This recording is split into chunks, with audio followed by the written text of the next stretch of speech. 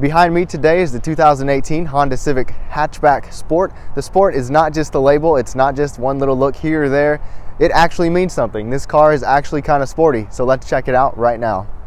Before I get started, I want to thank Honda Cars of Rockwall in Rockwall, Texas for letting me make this video possible. They were very generous to let me show you the Civic. I'll be sure to put all their information down below in the description box. If you're in the DFW area, please be sure to check them out and they will take care of you. Hey everyone, thank you so much for tuning in. If this is the first time seeing my channel, please check out more videos. Consider subscribing. I try to post 1 to 2 videos per week. Let's do a quick walk around of this Civic. We do have the Sport model here. As you can see, it does have a dual outlet exhaust right there, which is pretty cool to get on a model like this. The hatchback design is definitely a very, it's a unique hatchback. It's not so boxy like some other hatchbacks are. It really doesn't look that much different than the Civic Sedan. This Civic does get 18-inch wheels.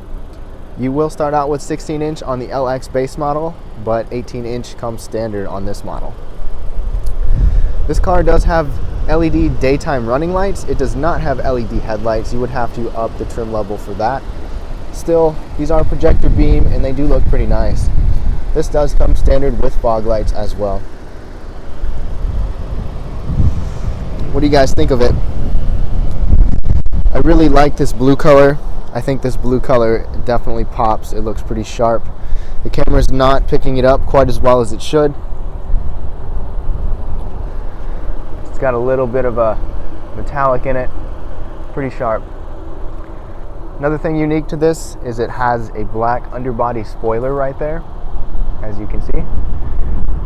Overall, very nice car. Let's take a look inside. Now this is why you get a hatchback. This has an available over 25 cubic feet with the seats up and over 46 with the seats down. You open it up with the little button right down here. It is not a power tailgate, but who cares? As you can see, there is some massive space right here. One cool thing that Honda has up here, if you can see this, is one little tonneau cover or cargo cover that actually covers up part of the window. You do also have a sliding cover that clicks in right there. So this combination with that will cover up all your gear pretty well. These seats do fold down. It's pretty easy to do. It's not a push button or anything like that, but there's a little lever on each seat that you can use to fold them down. Had to get you guys off the tripod just to show you how good this is back here. Right up there is where the extra cargo cover is, right up in the window, so when you have it closed, nobody can see in it your stuff. Sliding thing is right here, locks into place over there, just like that. As you can see, this is pretty huge. It does have a sloping roof, unlike a couple other hatches that are a little bit more boxy, so you lose a little bit with that, but still quite a bit. One problem is that you don't have a ton of space to fold the seats down. You would have to make sure that the front seats are not reclined back too far. Right here we have the 1.5 liter turbo engine. Since this is a sport model, it actually gets more power. It's available with a 6-speed manual or a Cvt transmission, which we have in this vehicle right here. With the manual, you'll get 180 horsepower and 177 pound-feet of torque, but if you get the CVT, you'll only get 162 pound-feet of torque, which is still more than the traditional Civic. Even though you get more power out of here, you still get pretty good fuel economy. You get 29 miles per gallon in the city and 38 on the highway. If you don't go with the sport model like this, you'll get 31 miles per gallon in the city and 40 on the highway. Very respectable numbers, especially for a sporty little hatch like this. However, if you do go with the Sport Touring trim, you will get even less fuel economy. I'm not sure what the specific numbers are, but it will be less. One thing to consider if you're actually looking at this vehicle, this Sport Hatchback or the Sport Touring, is that Honda recommends premium fuel. It's not required, but it is recommended.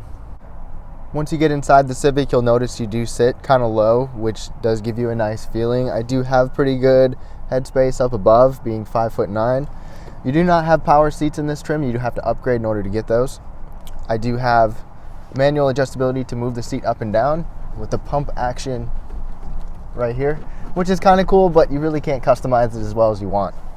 The steering wheel is nice. It's got a good line of sight right here. The control to move it in and out is pretty far back there, but otherwise it's got pretty good range of motion. Now that we're inside the Honda Civic, we do not have push button start. If you want push button start, you would have to move up in trim levels.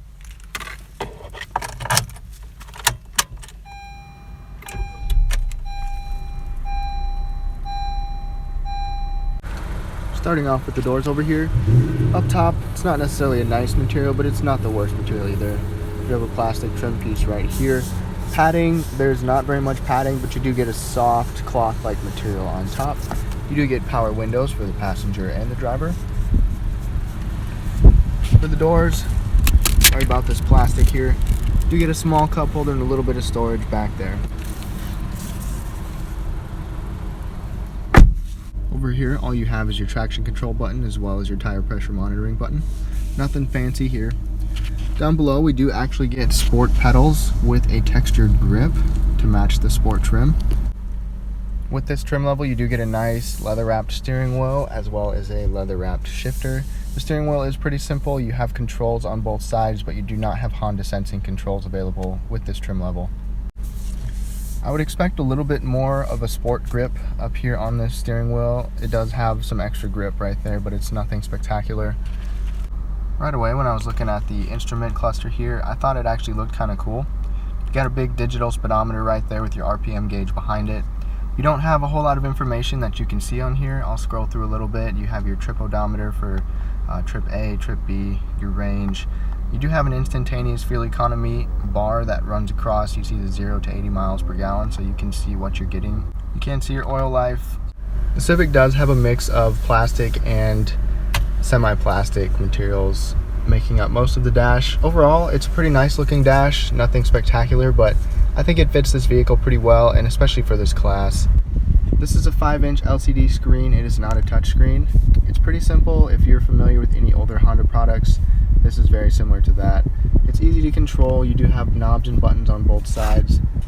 The automatic climate control right here, at least it's automatic. It's not just manual controls. You can set your temperature for just the whole vehicle. You can put it on automatic so it will maintain the fan speed if you need to. One really neat feature with this vehicle is we do have a storage pocket right there. We do have a storage pocket right down below the stereo and the climate controls. As you can see, this cord coming through, you can have your cords out of the way, and there's actually 2 slots back there for you to have your cords so you can keep them separate.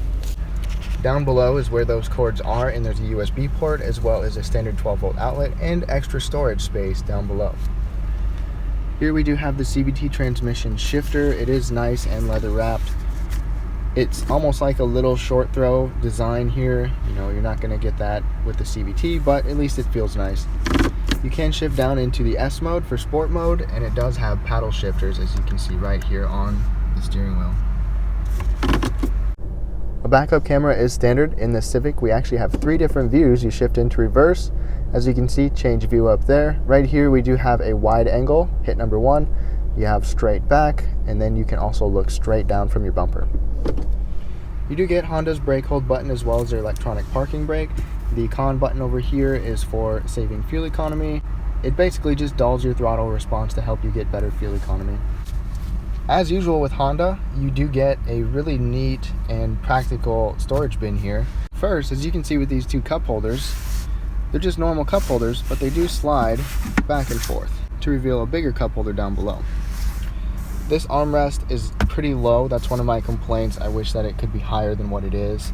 It's not necessarily padded, but it's the same kind of soft cloth material that you had on the door. We can open it up, and then you can see that I moved the cup holders right there. You can slide those back to reveal a bigger storage space there, as well as a little knick-knack compartment right here. Honda's glove box in this Civic is not a locking glove box, but it's actually pretty good size considering this vehicle. One disappointment here is that you don't have a vanity light. Actually, you have the mirror, but not the light. These visors do slide in and out. There's no extension piece, but the entire visor will slide on both sides. There's no garage door openers or sunglass holders up here. You just get lights and your Bluetooth speaker. In order to get the 7-inch touchscreen display that is available, you would have to opt for the EX trim level and above. With that, it is touchscreen with Apple CarPlay and Android Auto, Sirius XM, and HD radio.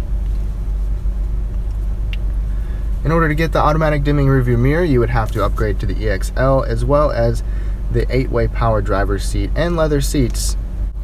A couple features that you would get on the Sport Touring trim would be rain sensing windshield wipers. You would actually upgrade to a 540 watt premium audio system with 12 speakers, including a subwoofer.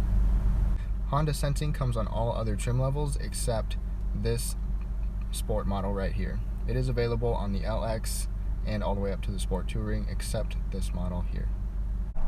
Overall, the back seat is really not a bad place to be. My one complaint back here is that I can feel my head touching this sloping roofline back here. Otherwise, if you're shorter than me at 5'9", this would probably be pretty comfortable. Pretty good leg space, pretty good foot space. Now that I'm in the back seat of the car, we get the same materials that you get on the door. There is just a very small cup holder back here, nothing really significant, really not very practical. As you can see, at 5'9", I have it positioned to where I would sit behind me, and I have quite a bit of space here actually. I have a good amount of knee room, I have a good amount of foot space down below. This really is not a bad vehicle if you want to take some rear seat passengers. There are no USB ports or air vents for your backseat passengers. If you're going to have somebody in the middle, they're going to want to be a child because there is a pretty significant floor hump right here. One neat feature about being back here is that it's almost like stadium seating. You do have a pretty decent view and you seem to sit up a little bit higher. So what do you guys think of this Civic Hatchback Sport? Overall, I was pretty impressed with it. It's a little bit more of a simple Civic. It doesn't have quite as many features as you would get on, the Touring or the EXL or even the EX in this trim level. But if you want something that's practical with the big cargo area back there, something that actually is a little bit more fun to drive, it's one thing I didn't mention. This does have heavier weighted steering and a different suspension feel, so it feels a little bit more like a sports car compared to the regular Civic. The front seats are not all that comfortable, but they do have kind of a cool contouring design to them, a little bit more of a race car type seat, I guess you could say.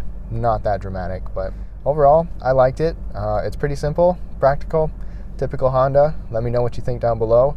Thank you so much for tuning in. Please give it a thumbs up if you liked it. Let me know if there's something I can improve on. I'm always trying to improve, and I'm going to post 1 to 2 videos per week, so please consider subscribing. Have a great day.